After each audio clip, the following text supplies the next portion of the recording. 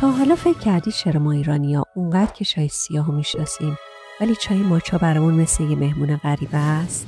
یه لحظه صبر کن، داستانش از چیزی که فکر می‌کنی باحال‌تره. ماچا، این پودر سبز ژاپنی، خیلی وقت پیش تو ایران نبود.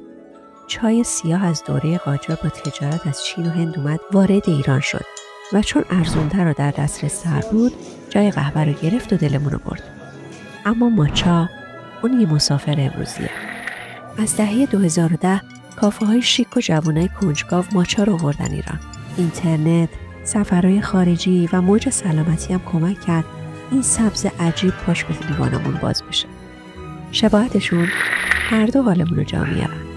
فرقشون چای سیاه قدیمی‌تر و آشناتر، اما ماچا دوست جدیدمونه. تا حالا ماچا رو امتحان کردی؟ اگه امتحان کردی نظرتو در موردش برامون کامنت کن.